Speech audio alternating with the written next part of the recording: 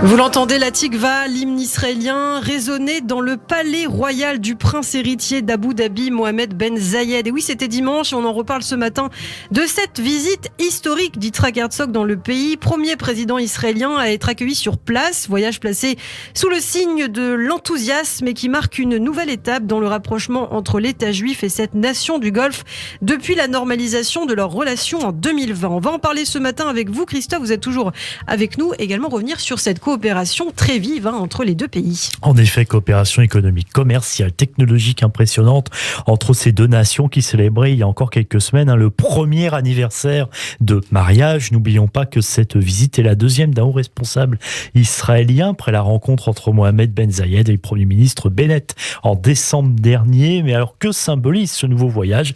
Eh bien, l'élément de réponse hier sur notre antenne en compagnie du professeur de sciences politiques Denis Charbit. Ça démontre la stabilité, la solidité, la régularité, que ce soit le Premier ministre il y a un mois, aujourd'hui Herzog. Je dirais que pour moi, c'est la confirmation de la normalisation des relations. Et c'est vrai qu'ici, il faut mettre peut-être en avant le rôle capital joué par Herzog. Vous savez, dans la législation israélienne, le président de l'État d'Israël a une fonction honorifique. Certes, il a une fonction politique importante lorsqu'il s'agit pour lui de désigner le candidat qui va former le gouvernement israélien, mais à l'extérieur, sur la scène diplomatique internationale, en général, le rôle du président est un rôle, je dirais, là aussi honorifique. Si ce n'est que, et ça me paraît très important, Herzog et Bennett fonctionnent en duo. Il y a entre eux, ça a été beaucoup noté ces derniers jours, une très très bonne entente. Tout le prestige acquis pendant des années par Herzog permet effectivement de donner à ces relations diplomatiques internationales une visibilité qu'elles avaient peut-être moins dans le passé. Et ça, c'est important de noter le bon fonctionnement de ce duo qui est pas véritablement codifié puisque, encore une fois, c'est un rôle essentiellement honorifique. Denis Charbit, qu'on a le plaisir de retrouver tous les lundis pour son analyse de l'actualité israélienne. Alors ainsi, le président a été accueilli dimanche par le ministre des Affaires étrangères, Abdallah Ben Zayed, avec lequel il a immédiatement tenu une réunion de travail. Et puis, il a ensuite été reçu par le fameux MBZ, Mohamed Ben Zayed, au palais présidentiel. Un entretien de 2 heures au cours duquel, Christophe, de nombreux sujets régionaux ont été abordés. Et parmi ces sujets, les attaques des rebelles Houthis qui se multiplient ces dernières semaines contre les Émirats arabes unis. Abu Dhabi d'ailleurs, qui avait intercepté hier pour la 3e fois ce mois-ci un missile balistique lancé par les rebelles yéménites, soutenus par l'Iran.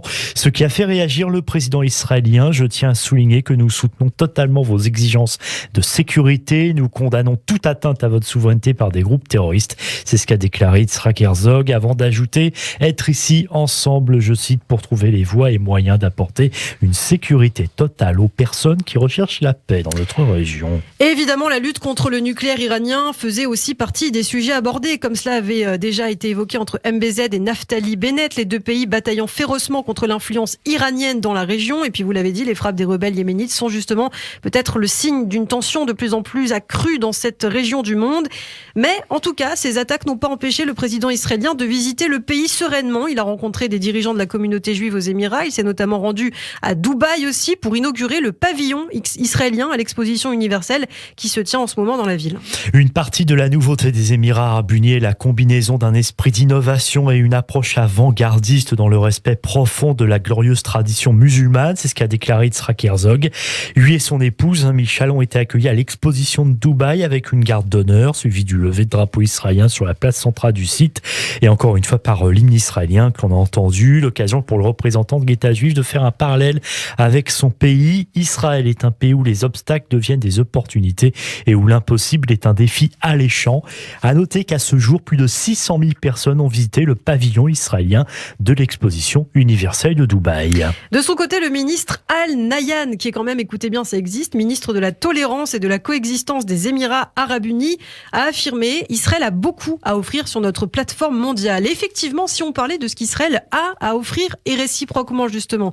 Alors d'abord, ce qu'il faut dire, puisque vous parliez de ces personnes qui ont visité le pavillon israélien à l'exposition universelle, ce qu'il faut dire, c'est qu'en termes de tourisme, les chiffres ont grimpé de manière phénoménale. Et selon le chef du consulat israélien à Dubaï, Ilan Stulman Starosta, 200 000 Israéliens ont visité les Émirats arabes unis signé entre septembre 2020 et septembre 2021. Et d'ailleurs, on l'a appris récemment, la compagnie Emirates a lancé une liaison commerciale quotidienne entre Dubaï et Tel Aviv. Et puis pour encourager les visites, les deux pays ont aussi décidé d'exempter leurs ressortissants de visa, une première pour un pays arabe.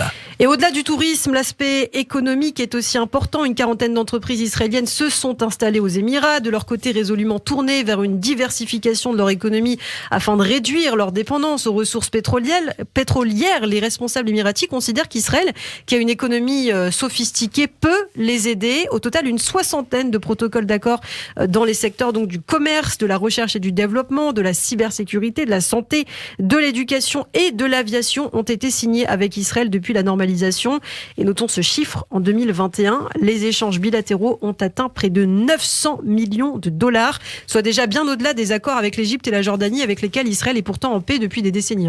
Absolument, car ces amitiés étaient surtout liées à la nécessité de mettre fin à la guerre, comme ce fut le cas pour l'Égypte et la Jordanie, les deux premiers pays arabes à avoir reconnu Israël. C'était respectivement en 1979 et 1994. Ce n'est pas le cas pour les Émirats qui cherchent à évoluer et à faire grandir leur pays. Et d'ailleurs, selon l'économiste israélien Jacques Bendelak, interviewé récemment chez nos confrères de RFI, les Émirats ont plus à gagner aujourd'hui qu'Israël. Et tout à fait, il y a plus de relations en direction des Émirats que dans l'autre sens du point de vue touristique ou autre. C'est ce que déclare Jacques Bendelak, effectivement, qui ajoute le niveau de développement des pays est très différent. Israël propose aux Émirats sa technologie, son savoir-faire, et les Émirats, eux, proposent leur argent. Tout à fait, la base d'échange n'est pas véritablement égale entre les deux pays. Pour l'instant, davantage de projets se développent aux Émirats plutôt que des investissements ou des coopérations initiées, lancées par les Émirats en Israël. L'objectif est clair. Aujourd'hui, il a d'ailleurs été détaillé par le ministre de l'économie des Émirats. Selon lui, les deux pays cherchent à développer des relations qui pourraient atteindre plus de 1000 milliards de dollars d'activité économique au cours de la prochaine décennie. Et les Émirats espèrent également pouvoir expédier du pétrole vers l'Europe via un oléoduc israélien, justement. Un projet toutefois entravé par les militants écologistes qui craignent des dommages importants au récif corallien de la mer Rouge. Et les Émirats ont aussi créé un fonds d'investissement, 10 milliards de dollars pour cibler les secteurs stratégiques en Israël, santé, énergie renouvelable, agronomie, dessalement d'eau, sécurité. Les accords, les contrats sont conclus les uns après les autres.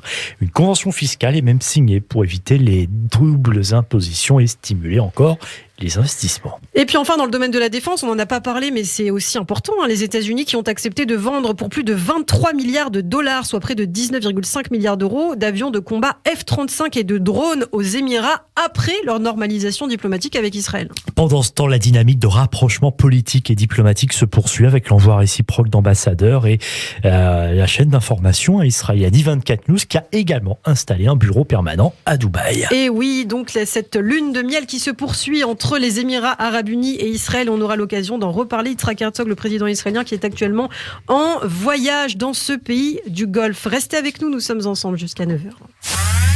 Radio J, le 6-9, Ilana Ferradian.